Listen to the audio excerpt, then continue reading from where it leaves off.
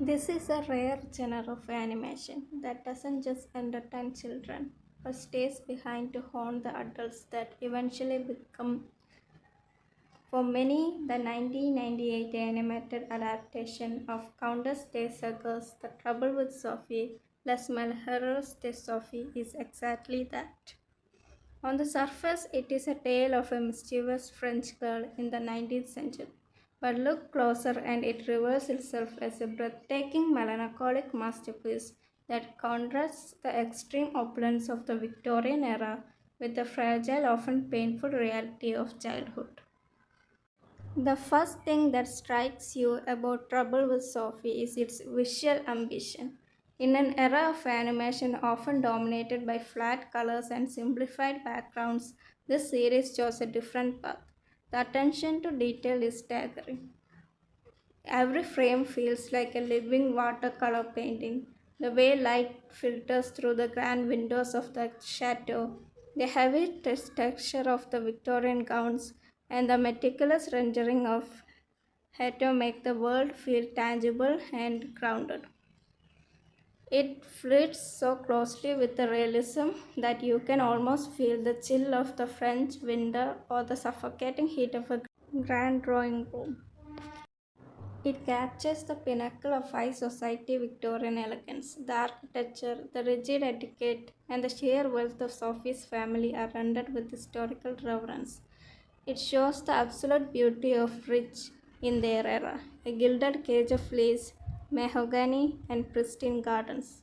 The sound of melancholy. You cannot talk about the ending grip of this cartoon without talking about its soundtrack. The music does not merely accompany the story, it drives the emotional narrative. The score is deeply engaging, woven with classical arrangements that carry a heavy sense of longing and melancholy. Even during Sophie's lighter, more mischievous moments, a faint note of sadness lingers in the background. It perfectly mirrors the tragic undertones of her childhood, acting as a constant reminder that beneath the beautiful dresses and grand estates, a storm is brewing. From misfortune to healing, Sophie's childhood is famously defined by misfortune. Her curiosity often leads to disaster, and her world is repeatedly shattered by tragedy, most notably the devastating loss of her parents and the subsequent cruelty of her stepmother, Madame Ficini.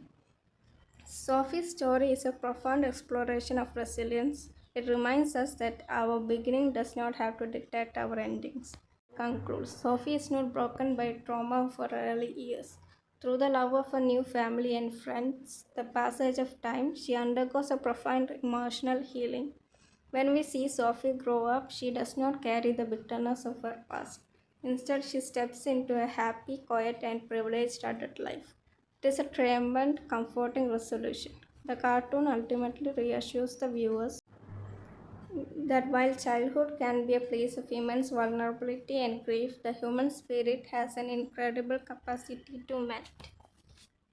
Why it endures. The trouble with Sophie remains a tramp because it never talked down on its audience. It used lavish animation and haunting soundtrack to show that beauty and sorrow often coexist.